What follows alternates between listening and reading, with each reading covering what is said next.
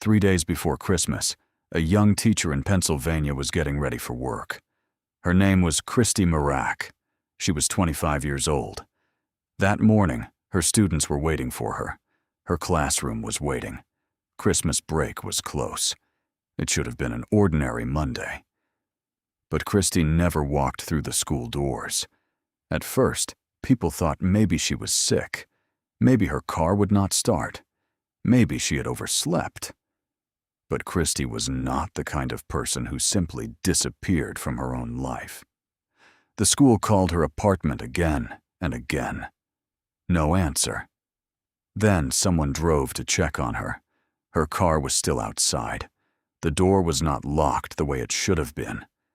And inside the quiet home, everything changed. Christy Mirack had been killed before she could leave for work. For more than 25 years, the question stayed open. Who had entered her home that morning? Who had attacked a school teacher just before Christmas? And how could someone vanish from the case for decades while still living in the same community?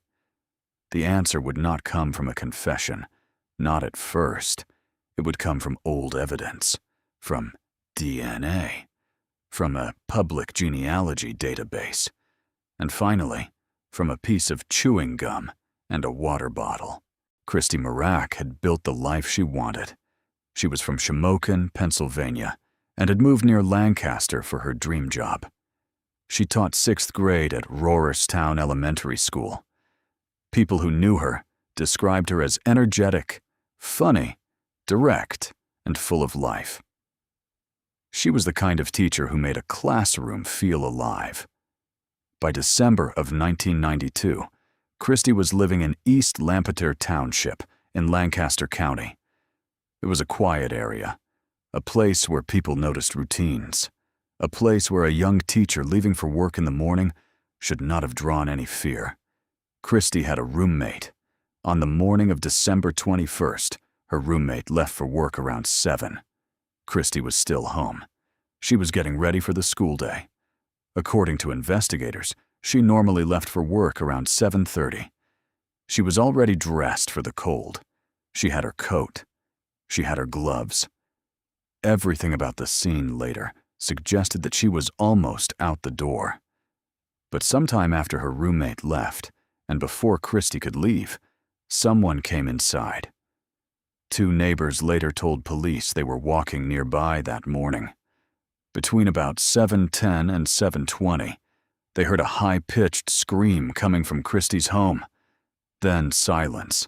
At school, the day began without her. That was unusual. Christy did not arrive. The principal, Harry Goodman, tried calling her apartment several times. There was no answer. He called her mother. She had not heard from Christy either. The concern became real. So Goodman drove to Christy's apartment complex. Outside, he saw her car. It was still parked there. It was iced over. That detail mattered. It meant the car had not moved that morning. Christy had not left for school. He went to the door. It was partly open. He called her name. Christy. Christy. Christy. No answer. Then he stepped inside. Christy was on the living room floor. She was still wearing her coat and gloves. Police later said it looked like she had been getting ready to leave when she was confronted. A wooden cutting board was found near her body. Investigators treated it as part of the attack. The scene showed signs of a violent struggle. But for the video, we do not need to show that. We only need to understand what it meant. Christy had been alive that morning. She had been preparing for a normal school day. And within a small window of time, someone had turned that normal morning into a murder investigation. The first hours after the discovery were chaotic. Police arrived. The school community was shaken. Christy's family began receiving the kind of phone calls no family should ever receive. For investigators, the case began with the people closest to her. That is normal. They looked at friends. They looked at people who knew her. They followed leads.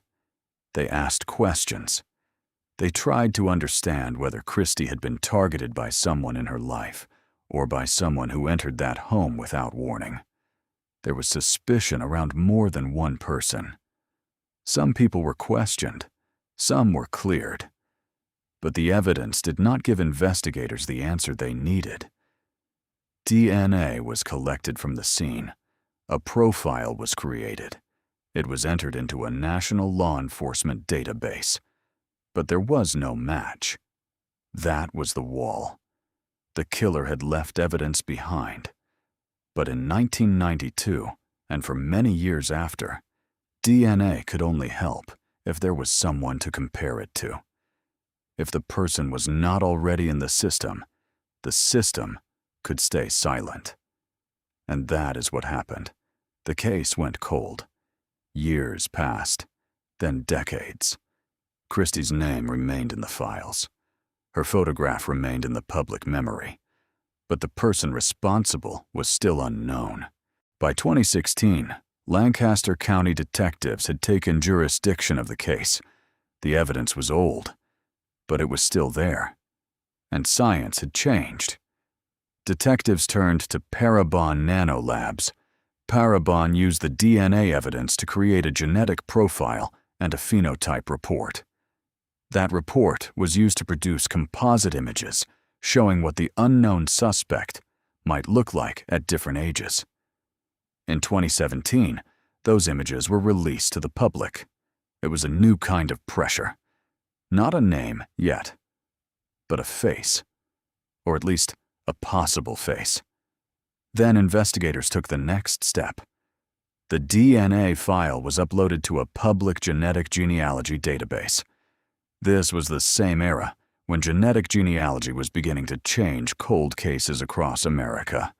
Instead of searching only for the suspect, genealogists searched for relatives, family trees, shared DNA connections, names that could lead to other names. Eventually, the research pointed to a man named Raymond Charles Rowe. In Lancaster County, many people knew him by another name, DJ Freez. He was a well-known local DJ. He had worked weddings, school events, community gatherings. He was not someone Christy's family had been publicly focused on for 25 years. That made the break even more disturbing. Investigators needed a direct DNA comparison. So they watched him. On May 31st, 2018, while Rowe was working as a disc jockey at an event at Smoketown Elementary School, investigators collected discarded items. Chewing gum, a water bottle. They sent those items to the Pennsylvania State Police Crime Lab. The result came back as a match. The DNA from the discarded items matched DNA connected to the crime scene. On June 25, 2018, Raymond Rowe was arrested. A case that had haunted Lancaster County since 1992 finally had a name attached to it. In January of 2019, Raymond Rowe stood in Lancaster County Court. He pleaded guilty to first-degree murder, rape, and related charges. He accepted a sentence of life in prison without the possibility of parole, plus an additional 60 to 120 years. In court, his own defense lawyer said that he had admitted guilt. Rowe apologized to Christy's family, but apology could not answer everything. Christy's brother asked the question that still sits at the center of the case. Why? Why are we sitting here today? Prosecutors did not give a detailed public motive. District Attorney Craig Stedman said they were not at a point where they were speculating about motive. He also said that because so much time had passed, some specific questions about motive might never be answered publicly. That matters. Because even in a solved case, not every part of the story becomes clear. The legal answer was there. The DNA answer was there. The guilty plea was there. But the emotional answer was still incomplete. Why Christy? Why that morning? Why a teacher getting ready for work just days before Christmas? those questions remained heavier than the sentence. Christy Mirack's case is not just a story about a cold case being solved. It is a story about time, about evidence waiting in a box, about a family waiting for a name, about a school community that lost a teacher and never forgot the morning she did not arrive. For more than 25 years, the person responsible lived without being identified. Then technology caught up to the evidence. A DNA profile became a family tree. A family tree became a suspect. A suspect became discarded gum and a water bottle.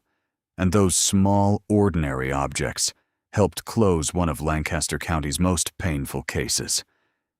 Christy was 25. She had a classroom.